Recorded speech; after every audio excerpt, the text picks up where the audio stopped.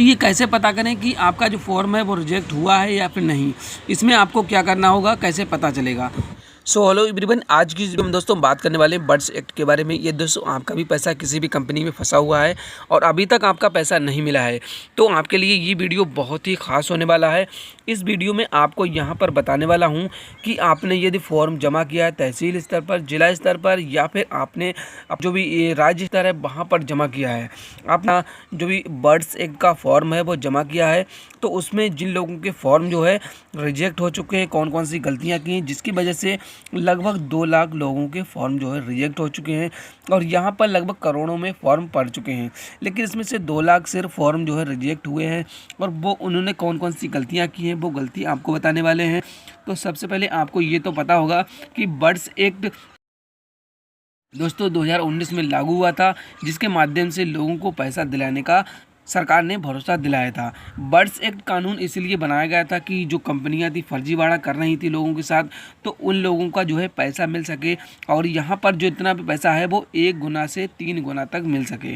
और इसमें ये भी रखा गया था कि लगभग इसमें ज़्यादा दिन नहीं बल्कि 180 दिनों की अंदर अंदर जिन भी लोगों का पैसा जो है फंसा हुआ है किसी भी कंपनी में, सहारा में हो, एजी परिवार में हो, साई प्रसाद में हो या पीसीएल में हो, यानी कि कोई भी कंपनी, लगभग 180 कंपनियां ऐसी थी जो भारत में बैन हुई थी, तो उन लोगों को जो है जो कंपनियां बंद थी तो उसमें काफ़ी लोगों का करोड़ों रुपया फंसा हुआ है, तो वो पैसा किस तरीके से दिलाया जा सके, तो इसी के तहत एक कानून यहाँ पर बना था बर्ड्स एक्ट 2019।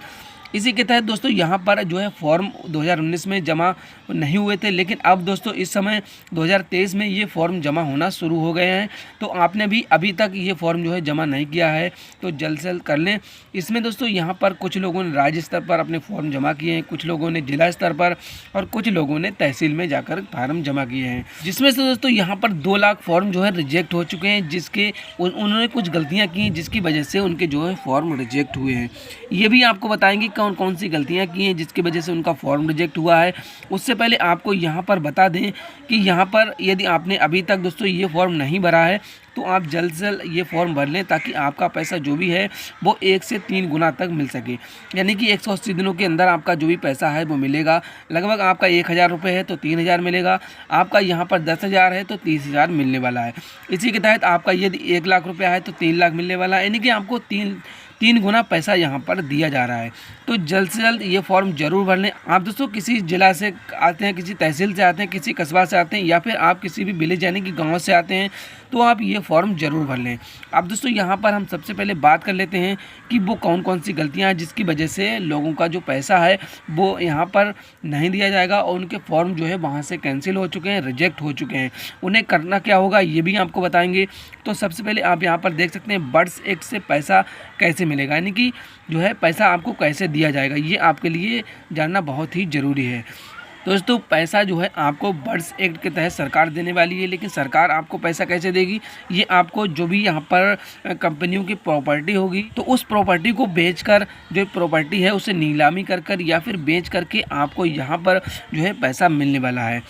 अब दोस्तों यहाँ पर हम बात करते हैं क्या कारण है जिसकी वजह से फॉर्म रिजेक्ट हुए, यानी कि कौन कौन सी गलतियाँ की जिसकी वजह से आपके फॉर्म जो है वो रिजेक्ट हो चुके हैं। अब दोस्तों यहाँ पर हम बात करते हैं गलती नंबर 1 की, यानी कि जिसकी वजह से लोगों के फॉर्म जो है रिजेक्ट हुए हैं। तो यहाँ पर आप देख सकते हैं खाता धारक की मृत्यु, जैसे कि मान लीजिए किसी का एक खाता था और उस खाता धारक की मृत्यु हो चुकी है तो उसका जो नॉमिनी था उसे पैसा मिल जाता था, लेकिन कुछ लोगों का ऐसा हुआ है कि नॉमिनी भी जो है मृत्यु हो चुका है किसी कारणवश से, तो दोनों की यहाँ पर मृत्यु हो चुकी है तो उससे पैसा कैसे मिलेगा। तो कुछ लोगों ने क्या किया, जो है उसके डॉक्यूमेंट यानी खाता धारक था उसके डॉक्यूमेंट जमा कर दिए और पासबुक अपनी लगा दी, तो इसमें यहाँ पर यही त्रुटि हो गई। उसको क्या करना चाहिए था, सबसे पहले अपना उत्तराधिकारी सर्टिफिकेट जो बनवाना चाहिए था और वहाँ पर तहसील में बताना चाहिए था कि ये नॉमिनी जो है इनकी भी डेट हो चुकी है और खाता धारक की डेट हो चुकी है, तो इसलिए उत्तराधिकारी का सर्टिफिकेट आपको बनवाना था। उत्तराधिकारी सर्टिफिकेट बनवाने के साथ डॉक्यूमेंट लगाने थे और यहाँ पर रिलेटेड पर्सन है उसके यहाँ पर पासबुक लगानी थी जिसमें खाते में पैसा आना है। तो यह गलती उन्होंने कर दी थी, जिसकी वजह से आपको ये गलती नहीं करना है। जो भी यहाँ पर रिलेटेड पर्सन है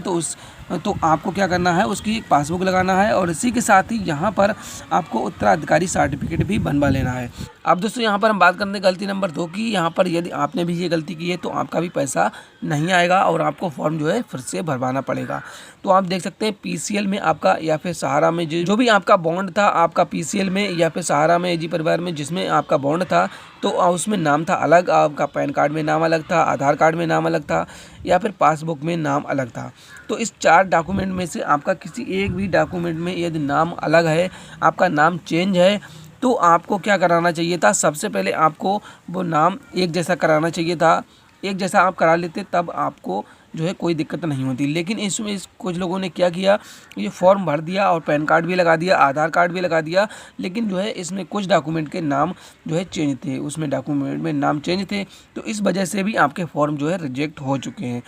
और तीसरे नंबर गलती की बात करें, जैसे कि आपका अमाउंट मान लीजिए 50,000 से ऊपर था,